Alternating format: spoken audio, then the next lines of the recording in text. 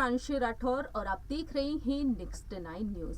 जैसे जैसे मैनपुरी लोकसभा सीट पर उपचुनाव नजदीक आ रहे हैं, जैसे जैसे मतदान की तारीख नजदीक आ रही है, वैसे वैसे ही सियासत तेज होती चली आ रही है। दरअसल आपको बता दें कि सपा के संरक्षक और वरिष्ठ नेता मुलायम सिंह यादव जी की गुजर जाने के बाद मैनपुरी सीट जो खाली पड़ी हुई है, उस मैनपुरी सीट के साथ साथ रामपुर और खतौली सीट पर उपचुनाव होने जा रहे हैं। 5 दिसंबर के दिन इन तीनों ही सीटों पर मतदान होंगे और 8 दिसंबर को नतीजे सामने आएंगे। समाजवादी पार्टी और भारतीय जनता पार्टी एक दूसरे को टक्कर देती हुई नजर आ रही हैं। दरअसल साल 1996 से लेकर अब तक मैनपुरी सीट पर समाजवादी पार्टी का कब्जा रहा है और अब देखा जाए तो यहां पर समाजवादी पार्टी को टक्कर देने के लिए बीजेपी मैदान में आ चुकी है। बीजेपी का ये कहना है कि जब तक नेताजी रहे, नेताजी के सम्मान में यहाँ पर चुनावी प्रचार प्रसार नहीं किया गया, लेकिन इस बार मैनपुरी सीट पर कमल ही खिलेगा।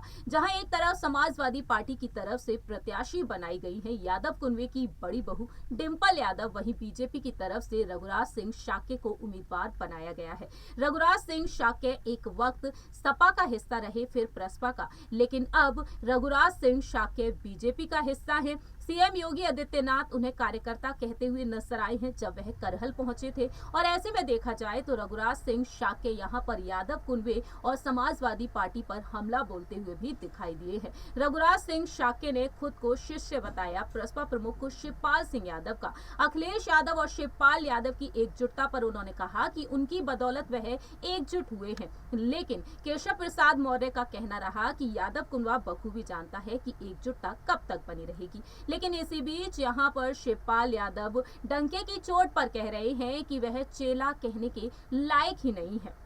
एक बार फिर से शिवपाल यादव ने रघुराज सिंह शाक्य पर हमला बोल दिया है।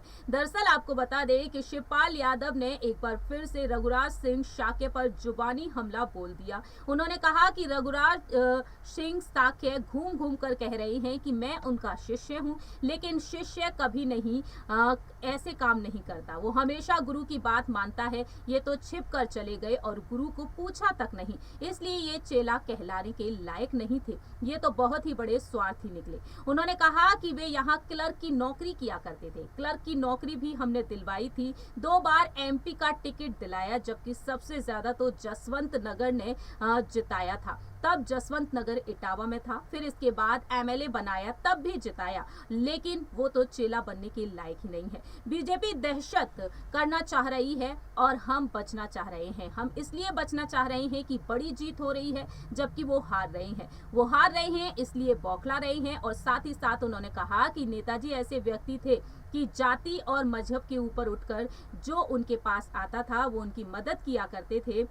और यहाँ पर उन्होंने ये भी कहा कि उनकी सोच सबके लिए एक जैसी थी, लोकतंत्र में सबको अधिकार है।